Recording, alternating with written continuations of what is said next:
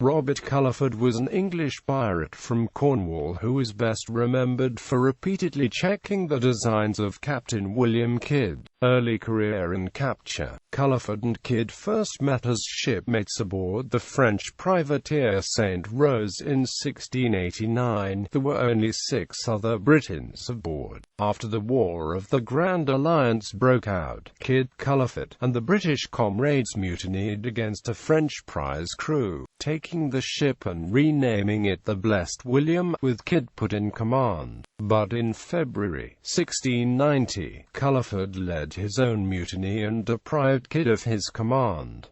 The pirates elected William Mason as captain. Culliford sailed with the pirates through the Caribbean, sacking ships and attacking a town.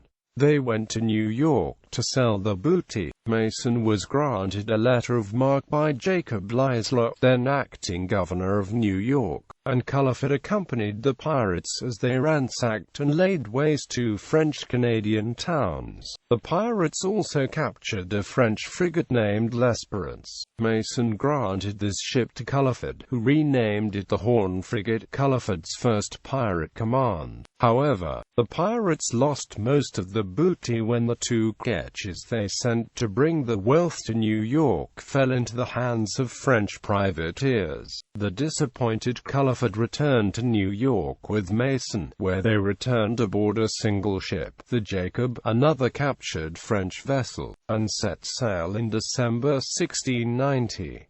Culliford served as captain's quartermaster, one of 2 quartermasters aboard the Jacob. Culliford and his fellow pirates eventually made the way to India, landing at Mangrol in 1692, where they robbed and abused the local population. The Gujaratis captured Culliford and 17 of his comrades. Culliford spent the next 4 years in a Gujarati prison. Escape and new adventures. In spring 1696, Culliford and some of his comrades escaped and made their way to Bombay, where they signed aboard the East India Company ketch Josiah. In Madras they commandeered the ship, returned to piracy, and sailed for the Bay of Bengal. Near the Nicobar Islands, the crew retook the ship and marooned him. He was rescued by Ralph Stout, captain of the Mocha. When Stout was killed in 1697, Culliford became captain. He then pursued the British ship Dorrell, but the Dorrell opened fire and cut off the Mocha's main mast.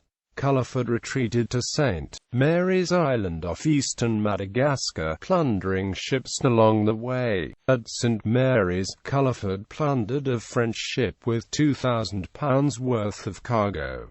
Meanwhile, William Kidd, hunting pirates, found Culliford at St. Mary's Island. While plotting to capture Culliford's ship, most of Kidd's crew abandoned Kidd and signed on with Culliford. Culliford and his new crew then set off in late June 1698, leaving Kidd and his ransacked ship to fend for themselves on St. Mary's Island. Shortly after departing St. Mary's Island, Culliford met up with D'Urqueville. They joined forces and captured the Great Mohammed in the Red Sea in September 1698. The Great Mohammed carried £130,000 in cash. While returning to St. Mary's Island, they plundered another ship in February 1699.